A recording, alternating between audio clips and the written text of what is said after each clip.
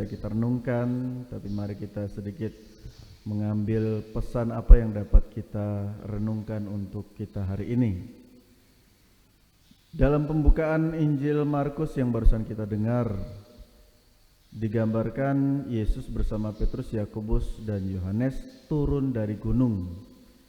Dengan demikian kita bisa berasumsi kalau kita membaca kitab suci, Petrus, Yakobus, Yohanes bersama Yesus telah turun dari gunung setelah peristiwa kemuliaan di mana Petrus enggan untuk segera turun dan menawarkan untuk mendirikan kemah. Setelah Yesus menampakkan kemuliaan kepada ketiga murid yang dipilihnya, ia mengajak ketiga murid kepercayaan ini untuk turun gunung. Dalam berita-berita kita kerap mendengar juga istilah tentang turun gunung. Turun gunung ini bisa diartikan sebagai ikut campurnya tokoh-tokoh atau orang-orang yang memiliki pengaruh bagi orang banyak atau memiliki kuasa dan lain sebagainya.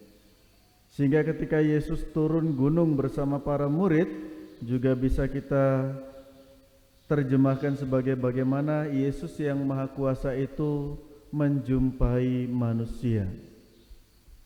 Jadi turun gunung ini bisa kita maknai banyak hal. Untuk bisa turun dari gunung maka harus rela meninggalkan ketinggian.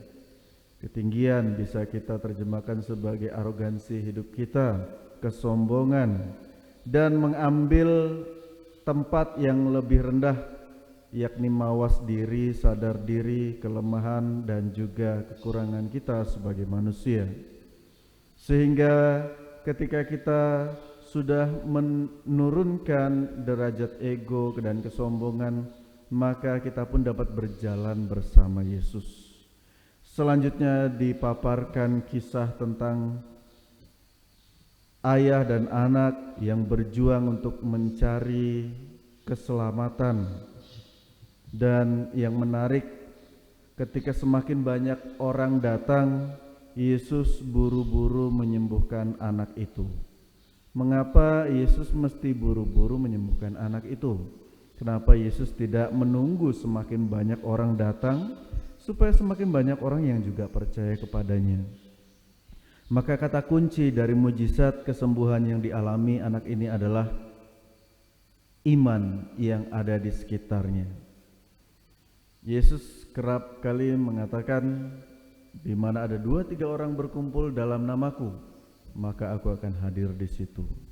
Maka ketika Yesus hendak melakukan mujizat penyembuhan, di sekitar orang-orang yang hadir di sekitar Yesus itu harus memiliki iman atau percaya bahwa ya benar Yesus itu mampu. Maka ketika sang ayah mengatakan, jika engkau bisa, dapat, ya tolonglah sembuhkan anakku ini. Maka Yesus katakan, katamu jika engkau dapat.